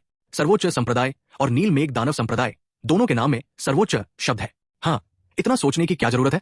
एक दिन हम सब कुछ जान लेंगे। हमारी सर्वोच्च प्राथमिकता अब हमारे सामने मौजूद इन सभी पक्षमानवों को मार गिराना है। मार डालो। जैसा कि दिव्य तलवार संप्रदाय ने कहा था, कोई भी विशेषज्ञ या संप्रदाय जो हथियार उठाकर आक्रमणकारियों से लड़ता है, जब तक वे वीर रहेजा द्वारा परिष्कृत क्षेत्र शक्ति के भीतर होते हैं, उन्हें अकल्पनीय प्रकार के वरदान और लाभ प्राप्त होते हैं। कुछ कायर विशेषज्ञों और संप्रदायों के लिए जो डरकर बाहर नहीं आए, वीर रहेजा ने उन्हें नहीं मारा। उन्होंने बस उनके क्षेत्रों में स्वर्ग और पृथ्वी मूल की ऊर्जा और विधि शक्ति को सबसे कमजोर अवस्था में समायोजित कर दिया। ये विधि स्वर्ग विरोधी थी। यही कारण था कि वीर रहेजा द्वारा बुलाए गए सभी विशेषज्ञ और संप्रदाय गलती से मानते थे कि उनका संबंध देवताओं से है। वीर रहेजा के पास इस बारे में पूछताछ करने या ध्यान देने का समय नहीं था। इस समय वो पश्चिमी क्षेत्र की भूमि को अविश्वसनीय रूप से भयानक गति से परिष्कृत कर रहे थे। परिष्कृत क्षेत्र जितना बड़ा होता जाता, उतनी ही अधिक शक्ति प्रकट होती, आक्रमणकारियों का खात्मा उतनी ही तेजी से होता, उतने ही अधिक मनुष्यों की जान बचती, उतने ही अधिक आक्रमणकारी दिव्य आत्माएं प्राप्त होती और उनसे रूपांतरित 9 पाताल लोक के सैनिक उतने ही शक्तिशाली होते जाते। इस तरह के तीव्र विकास के साथ उसके हाथों में शक्ति और भी प्रबल होती जाती और आक्रमणकारियों के विनाश की गति और भी तेज होती जाती। हे विभिन्न प्राचीन कुलों के बूढ़े लोगों, अपनी कुतिया जैसी आंखें खोलो और देखो कि कैसे श्याओ वर्मा तुम्हारे कुलों के कचरे का सहार करता है। तुम वीर रहेजा हो, सर्वोच्च संप्रदाय के संप्रदाय प्रमुख, है ना?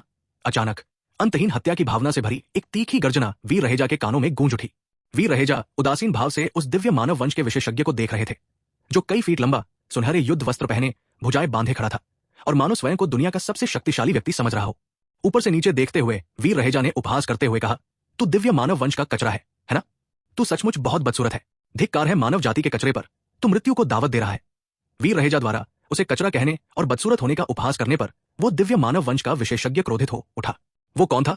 दिव्य मानव वंश के उन 800 सेनापतियों में से एक, जिन्होंने इस बार पर्वत सागर लोक पर आक्रमण किया था। उसकी योग्यता इतनी उच्च थी और उसकी साधना इतनी प्रबल थी कि वो पहले ही परम सिद्धि देव क्षेत्र के शिखर पर पहुंच चुका था। उसने प्रकाश के सर्वोच्च नियम को भी समझ लिया था। दिव्य मानव वंश में भी वो एक अत्यंत शक्तिशाली प्रतिभावान था और अब एक तुच्छ मानव जाति की चींटी द्वारा उसका कुरूप कहकर उपहास किया जा रहा था। भला वह जो अपने रूपरंग को इतना महत्व देता था, क्रोधित क्यों न होता? दिव्य मानव कुल के विशेषज्ञ ने अपना विशाल हाथ लहराते हुए दहाड़ा। विभिन्न कुलों के 100 से अधिक महान सिद्धि देव क्षेत्र के विशेषज्ञ तुरंत प्रकट हुए और वीर रहेजा को घातक इरादे और क्रूरता से घेर लिया। ये सभी विशेषज्ञ शीर्ष स्तर के प्राणी थे जो महान सिद्धि देव क्षेत्र के विशेषज्ञों में प्रभुत्व स्थापित कर सकते थे। उनमें से प्रत्येक ने 1 या 2 विधि शक्तियों को आत्मसात कर लिया था। उनके लिए विभिन्न स्तरों पर लड़ना उतना ही आसान था जितना ठंडा पानी पीना। उन्होंने इतनी बड़ी सेना इसलिए जुटाई थी ताकि अपने सामने मौजूद इस अस्थिर कारक को समाप्त कर सके। इस मानव जाति के कचरे ने अकेले ही उनके विभिन्न प्राचीन कुलों के अनगिनत विशेषज्ञों को मार डाला था।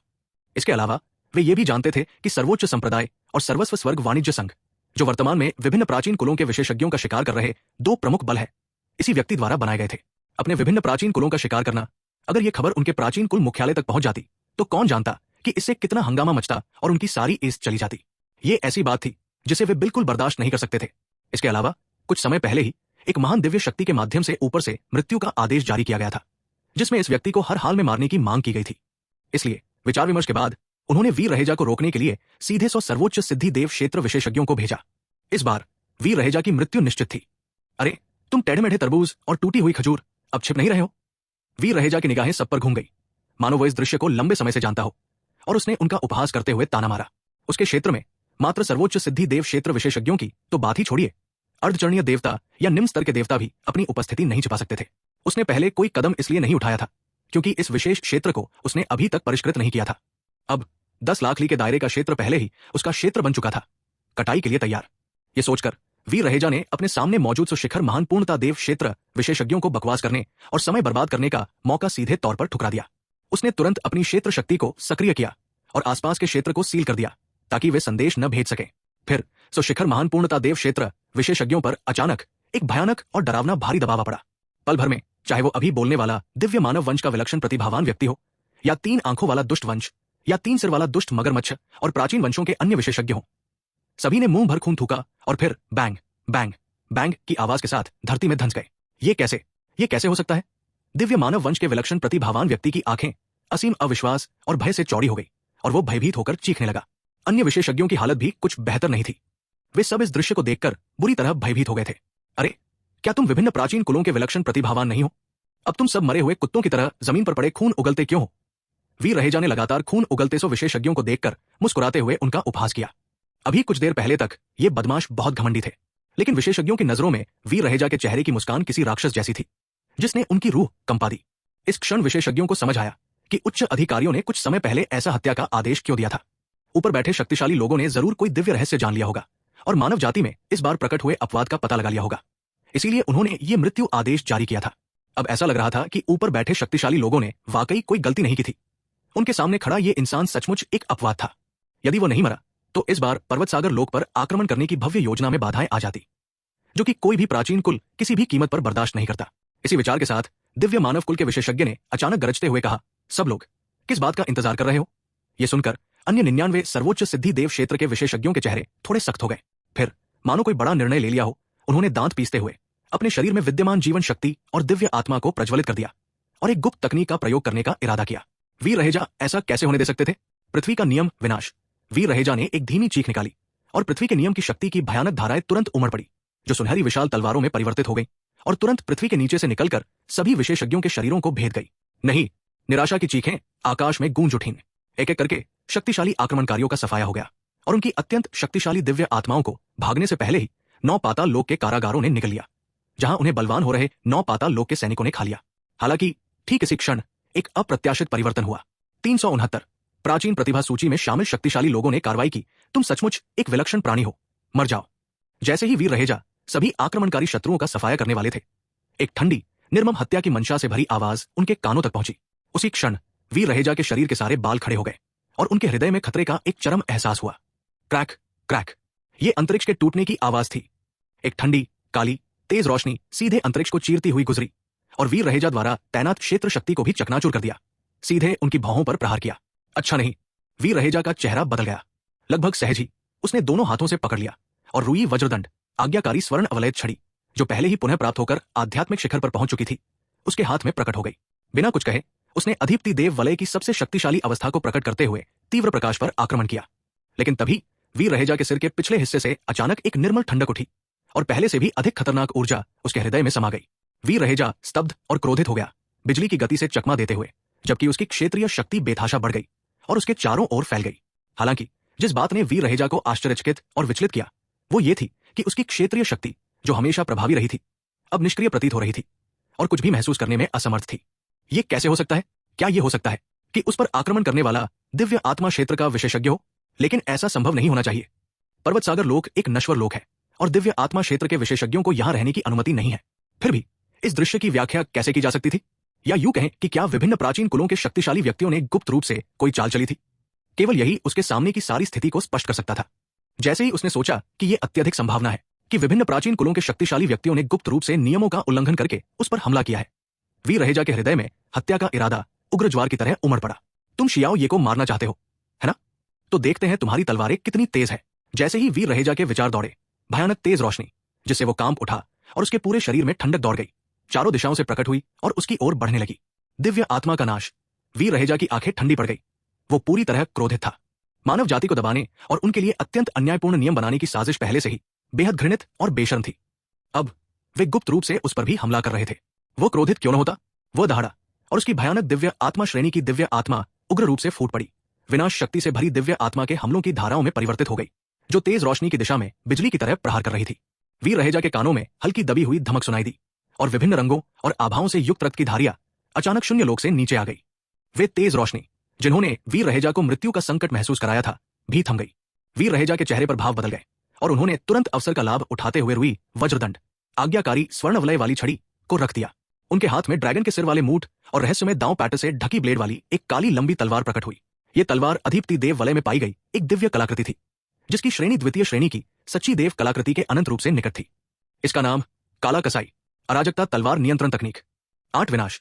एक छड़ी साधक की तुलना में तलवार साधना में उसकी प्रतिभा उतनी ही भयानक थी, शायद उससे भी अधिक शक्तिशाली।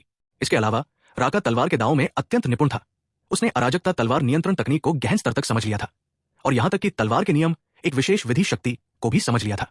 इसलिए उसके तलवार साधना के आक्रमण उसके छड़ी साधना के आक्रमणों से भी अधिक शक्तिशाली थे। वीर रहेजा के शब्द समाप्त होते ही उसके हाथ में मौजूद काली कसाई दिव्य तलवार हजारों तलवार प्रकाशों में परिवर्तित हो गई, जो चारों दिशाओं में प्रहार करने लगे। आकाश और पृथ्वी का रंग बदलने में सक्षम भयानक तलवार का नियम प्रकट हुआ।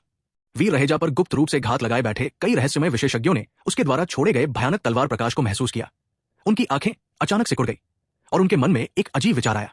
यदि वे इस तलवार प्रकाश का प्रतिरोध करने के लिए अपनी पूरी शक्ति का प्रयोग नहीं करते तो वे मर जाएंगे। जब यह विचार कई रहस्यमय विशेषज्ञों के मन में आया तो वे अत्यंत स्तब्ध और क्रोधित हो गए।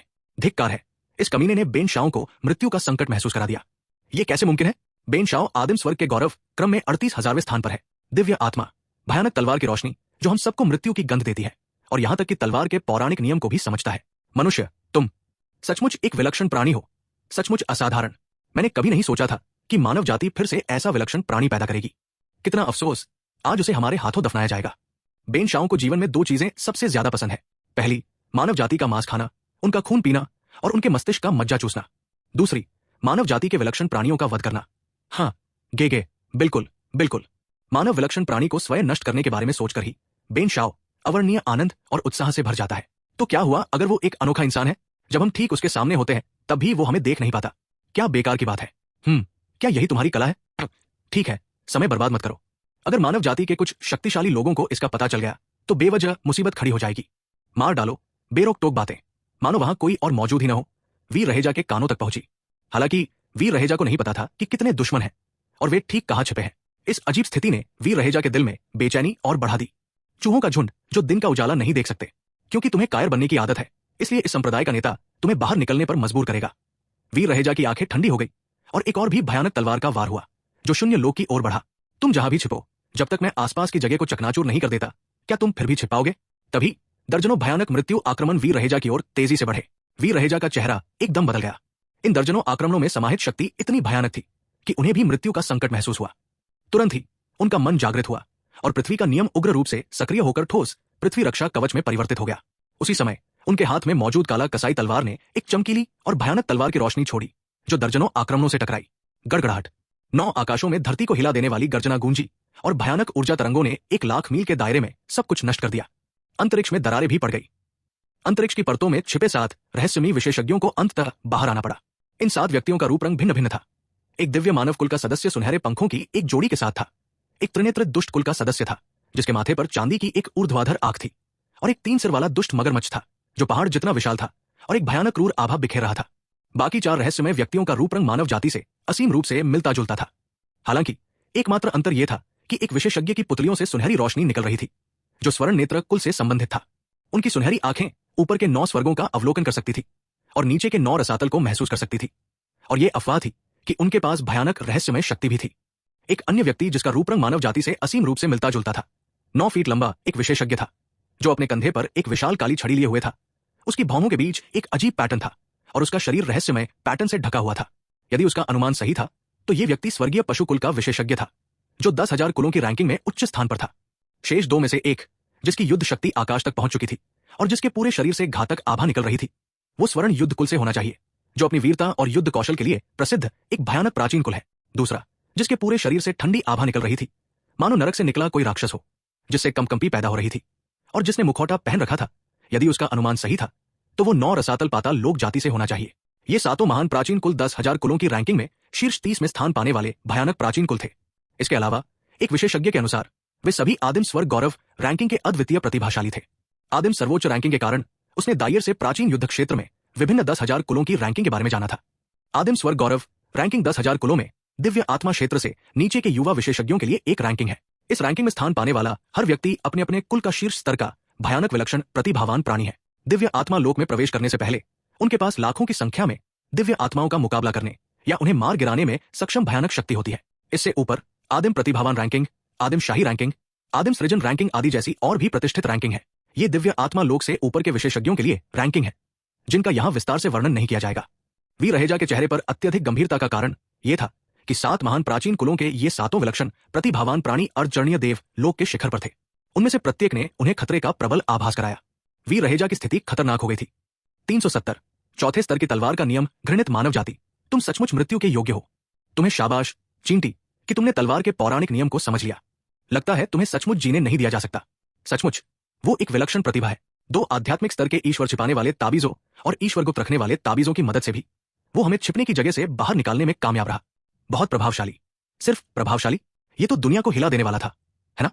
इस समय विभिन्न प्राचीन कुलों के 7 विलक्षण प्रतिभाएं सचमुच एक उग्र लहर की तरह सदमे से भर गए थे। वे सभी आदिम स्वर्ग के गौरव रैंकिंग के प्राणी थे। प्रत्येक अर्धचरणीय ईश्वर क्षेत्र के शिखर पर एक विलक्षण प्रतिभा थे। उनके पास न केवल अविश्वसनीय रूप से शक्तिशाली रक्त शक्ति थी, बल्कि उनके पास सच्चे ईश्वर रैंक से ऊपर की दिव्य जड़ें और दिव्य हड्डियां भी थी। उनकी नियम शक्ति ने कम से कम 5 प्रकारों को समझा था और लगभग तीसरे रैंक के एक भयानक स्तर तक पहुंच गई थी। फिर भी वे इस मानव विलक्षणता की रहस्यमय दिव्य क्षमता से बाहर निकलने के लिए मजबूर हो गए। इसके अलावा इस मानव जाति ने न केवल पृथ्वी के नियम को समझा, बल्कि तलवार के पौराणिक नियम को भी समझा। तलवार का नियम विशेष क्यों है और इसे पौराणिक क्यों कहा जाता है? इसका कारण यह है कि यह स्वर्ग और पृथ्वी का नियम नहीं है, बल्कि एक ऐसे युग में जिसका पता लगाना असंभव है, एक अद्वितीय तलवारबाज ने स्वर्ग को चुनौती देने वाली योग्यता के साथ स्वतंत्र रूप से इस नियम शक्ति की रचना की, जिसे बाद में स्वर्ग और पृथ्वी ने मान्यता दी और यह सर्वोच्च नियमों के समान एक विशेष नियम बन गया। तलवार के नियम के अलावा लाठी का नियम और कृपाण का नियम जैसे नियम भी विशेष नियम है। अपनी योग्यता के साथ वे अपना पूरा जीवन व्यतीत करने पर भी ऐसे नियमों को कभी नहीं समझ पाएंगे। फिर भी उनसे पहले की इस मानव जाति ने वास्तव में इसे समझ लिया था। ऐसा लगता है कि यह बच्चा निश्चित रूप से उच्च अधिकारियों द्वारा महसूस की गई मानव विसंगतियों में से एक है, एक ऐसा प्राणी जिसे उन्हें मारना होगा। मुझे उम्मीद नहीं थी कि तथाकथित स्वर्गीय पशुकुल, दिव्य मानव कुल, त्रिनेत्र दुष्ट कुल और अन्य शीर्ष श्रेणी के प्राचीन कुल नीच और निर्लज्ज बदमाशों के एक समूह से ज्यादा कुछ नहीं है। अब आओ और इस संप्रदाय के नेता के लिए मरो। वीर रहेजा की बर्फीली ठंडी निगाहें सातों लोगों पर घूमी। चेहरे पर व्यंग्य भरी मुस्कान लिए उसके हाथ में मौजूद काला कसाई भयानक हत्या के इरादे से फट पड़ा। तलवार का नियम, जिसे वो पहले ही चौथे स्तर तक समझ चुका था, बिना किसी संकोच के लागू हो गया। पल भर में 1,00,000 मील का क्षेत्र तलवारों की दुनिया बन गया। तलवार के तेज और भयानक नियम ने सातों प्रतिभाशालियों की रीढ़ में सिहरन पैदा कर दी।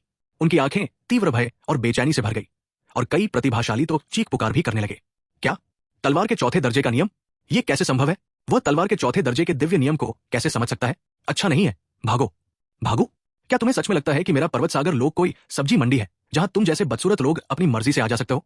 मर जाओ। वीर रहेजा ने ताना मारा। दिव्य आत्मा आक्रमण, दिव्य आत्मा विनाश, 8 विनाश विनाश, सबसे शक्तिशाली क्षेत्र शक्ति दमन, पृथ्वी के तीसरे दर्जे का नियम और तलवार के चौथे दर्जे का नियम, सभी 7 प्रतिभाशालियों की ओर बढ़ते हुए युद्ध में उतर आए। नीच मानव जाति, यदि तुमने बेनशाओं को मारने की हिम्मत की तो मेरा दिव्य मानव वंश निश्चित रूप से नहीं। छी आह बदमाश, तुमने बेनशाओं को मारने की हिम्मत की, स्वर्ण युद्ध वंश निश्चित रूप से तुम्हारी मानव जाति का सफाया कर देगा। मेरा दिव्य मानव वंश तुम्हें बिल्कुल नहीं बख्शेगा। 9 पाताल शक्ति, मार डालो। पूरी दुनिया में भयंकर युद्ध। स्वर्गीय दानव शक्ति, मर जा। इतने निरंतर हमलों के बावजूद आदिम स्वर्ग के गौरव क्रम में इन अद्वितीय प्रतिभावानों ने अपनी अविश्वसनीय रूप से शक्तिशाली विधियों का प्रयोग किया। फिर भी वे वीर रहेजा द्वारा मारे जाने से पहले क्षण भर ही टिक पाए। यद्यपि वे आदिम स्वर्ग के गौरव क्रम में अद्वितीय प्रतिभावान थे, अपने पद पर अजेय थे, वीर रहेजा उनसे भी कहीं अधिक शक्तिशाली था। अंत में 7 प्राचीन कुलों द्वारा भेजे गए प्रतिभावान वीर रहेजा द्वारा मारे जाने से पहले एक भी हलचल नहीं मचा सके। उनकी अविश्वसनीय रूप से शक्तिशाली दिव्य आत्माओं को भी वीर रहेजा ने 9 पाताल कारागार टॉवर में एकत्रित कर लिया, जहां उन्हें असंख्य 9 पाताल नरक सैनिकों द्वारा भस्म और परिष्कृत किया गया। एक विचार के साथ वीर रहेजा ने 7 प्रतिभावानों से अंतरिक्ष देव वलय एकत्र किए। उसी समय उसने जमीन से 14 टूटे हुए ताबीज भी उठा लिए। वीर रहेजा ने उन पर बस एक नजर डाली और जान गया कि ये 14 ताबीज क्रमशः 2 सच्चे ईश्वर श्रेणी के ईश्वर छिपाने वाले ताबीज और ईश्वर गुप्त रखने वाले ताबीज थे। इन दोनों प्रकार के ताबीजों को देखकर वीर रहेजा की आंखों में क्रोध की आग भड़क उठी। ये कुत्ते सचमुच नीच है। उन्होंने कहा था कि केवल महान सिद्धि वाले ईश्वर क्षेत्र के विशेषज्ञ ही कार्य कर सकते हैं, लेकिन गुप्त रूप से उन्होंने न केवल आदिम स्वर्ग के गौरव श्रेणी के अद्वितीय प्रतिभावान लोगों को भेजा जो अर्धचरणीय ईश्वर क्षेत्र के थे, बल्कि सच्चे ईश्वर श्रेणी के ताबीज भी निकाल लाए। ये नियमों का घोर उल्लंघन है। हालांकि नियमों का घोर उल्लंघन होने पर भी क्या किया जा सकता है? मानव जाति कमजोर है, इसलिए अन्याय होने पर भी उन्हें केवल धमकाया जा सकता है। इस वर्तमान स्थिति को बदलने के लिए केवल अद्वितीय शक्ति ही पर्याप्त होगी। उसके पास फिलहाल वो शक्ति नहीं है, इसलिए वो केवल इसे सहन कर सकता है। चूंकि तुम नियमों का पालन नहीं करते तो शियाओ ये के हाथ में तलवार को दोष मत दो। वीर रहेजा ने उदासीनता से अपने आप से कुछ बुदबुदाया, फिर पूरी ताकत से पृथ्वी के नियम और तलवार के नियम को समझते हुए अपने पैरों के नीचे की धरती को तेजी से परिष्कृत किया। इस युद्ध के बाद वीर रहेजा अंततः तलवार के नियम की भयावहता और शक्ति को समझ गए।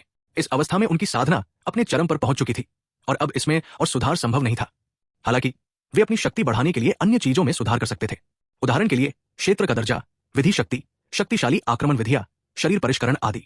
वास्तव में अपने तीसरे दर्जे के डोमेन लॉर्ड स्तर के क्षेत्र के दर्जे के साथ वे पहले उन 7 प्रतिभाशाली योद्धाओं को पूरी तरह से पराजित कर सकते थे। बस इतना ही था कि उन 7 योद्धाओं के पास दूसरे दर्जे के ताबीज थे जो क्षेत्र शक्ति के दमन का प्रतिरोध करते थे। यदि उनके पास सच्चे भगवान के दर्जे के ताबीज नहीं होते तो वे बहुत पहले ही उनके हाथों मारे जा चुके होते। नीलगगन महाद्वीप में अराजकता फैली हुई थी और नरसंहार, रक्तपात और मृत्यु वर्तमान नीलगगन महाद्वीप का मुख्य विषय बन गए थे। हालांकि एक जगह ऐसी थी जो इससे बिल्कुल अलग थी, पूर्वी बंजर भूमि। पूर्वी बंजर भूमि में एक भी आक्रमणकारी नहीं था। पूर्वी बंजर भूमि में प्रवेश करने की कोशिश करने वाला कोई भी आक्रमणकारी एक रहस्यमयी शक्ति द्वारा मारा जाता था। इसी कारण पूर्वी बंजर भूमि नील गगन महाद्वीप की एकमात्र सुरक्षित पवित्र भूमि बन गई। अनगिनत मानव जाति और अन्य जातियों के लोग पूर्वी बंजर भूमि में शरण लेने आए। हालांकि अजीब बात यह थी कि जहां अन्य मानव जाति के लोग बिना किसी समस्या के पूर्वी बंजर भूमि में प्रवेश कर सकते थे, वहीं युद्ध से बचने वाले कायर कछुओं को एक अदृश्य शक्ति ने रोक दिया और वे पूर्वी बंजर भूमि में कदम नहीं रख सके। इससे वे शक्तियां या विशेषज्ञ बेहद क्रोधित हुए, लेकिन वे असहाय भी थे क्योंकि वो अदृश्य शक्ति बहुत शक्तिशाली थी। यहां तक कि अपनी पूरी शक्ति लगाने वाले देवलोक विशेषज्ञ भी उस अदृश्य शक्ति को भेद नहीं सके और इसी क्षण पूर्वी बंजर भूमि की ओर बढ़ रहे आक्रमणकारियों के एक समूह का सामना युद्ध से बचने वाली इन एकांत प्रिय शक्तियों से हुआ।